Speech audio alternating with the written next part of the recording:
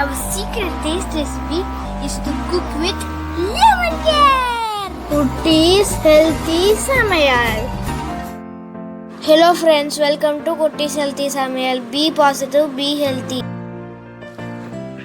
நாம் இன்னைக்கு டேஸ்டியான ஹெல்த்தியான கோகனட் மில்க் புலாவ் எப்படி செய்யுதுன்னு பார்க்கலாமா? அதுக்கு முன்னாடி நம்ம சேனலை சப்ஸ்கிரைப் பண்ணாதவங்க சப்ஸ்கிரைப் பண்ணிவிட்டு பக்கத்தில் இருக்க பெல் பட்டனை கிளிக் பண்ணிக்கோங்க. ஆல் ஆப்ஷனை கிளிக் பண்ணுங்கள். அப்போ தான் நாங்கள் போடுற எல்லா வீடியோஸோட நோட்டிஃபிகேஷன்ஸ் உங்களுக்கு வரும். இது வரைக்கும் சப்ஸ்கிரைப் பண்ண எல்லாருக்கும் தேங்க்யூ ஸோ மச். நாம் இன்றைக்கி ரொம்பவும் டேஸ்டியான ஹெல்த்தியான கோகனட் மில்க் புலாவ் எப்படி செய்யுதுன்னு பார்க்க போகிறோம். இது ரொம்பவும் ஹெல்த்தியானதும் கூட. ஒரு சில ஹெல்த் பெனிஃபிட்ஸ் இந்த வீடியோவில் இன்பிட்வீன் நாம் பார்க்கலாம். இது பிரியாணி போல் ஃப்ளேவர் அவ்வளோ சூப்பராக இருக்கும். பிள்ளைங்களும் பெரியவங்களும் எல்லாருமே இதை விரும்பி சாப்பிடுவாங்க. வாங்க இதை எப்படி செய்யுதுன்னு பார்த்துக்கலாம். இதுக்காக ஒரு கப் பாஸ்மதி ரைஸ் நல்லா அலசி எடுத்து வச்சுருக்கேன். ஆனால் ஊற வைக்க தண்ணி நான் ஆட் பண்ணல. ஏன்னா நம்ம இல்லை கோகனட் மில்கில் தான் ஃபுல்லாக செய்ய போகிறோம். அதுக்காக தான்.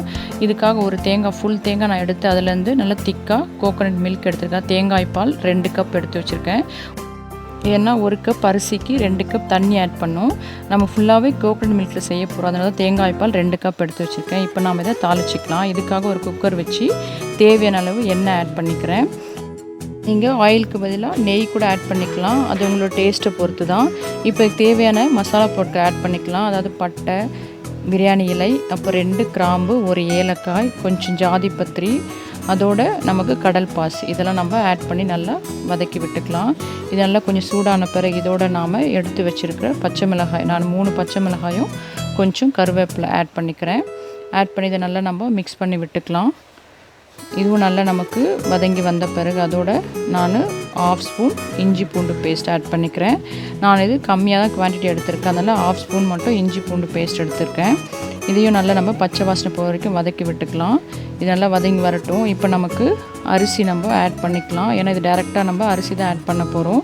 இப்போது எண்ணெய் நல்லா சூடாகி வதங்கி வந்துடுச்சு. இஞ்சி பூண்டு பேஸ்ட்லாம் அதோட நம்ம கழுவி எடுத்து வச்சுருக்க அரிசியை அந்த எண்ணெயில் நல்லா வதக்கி விட்டுக்கலாம். இது இப்படி வதக்கும் போதே நமக்கு அந்த வாசம் ரொம்ப சூப்பராக இருக்கும். அந்த ஃப்ளேவர் இன்னும் நீங்கள் நெய் ஆட் பண்ணி இன்னும் ரொம்ப நல்லாவே இருக்கும். பட் நாங்கள் இதுக்கு ஆயில் தான் ஆட் பண்ணியிருக்கேன். இப்போ கொஞ்சம் வதங்கின பிறகு அதில் நம்ம தேங்காய் பால் ஆட் பண்ணிக்கலாம்.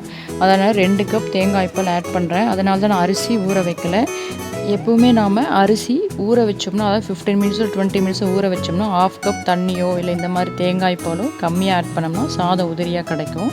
ஊற வைக்கல நம்ம கரெக்டாக ஃபுல் குவான்டிட்டி 1:2 நம்ம ஆட் பண்ணோம்.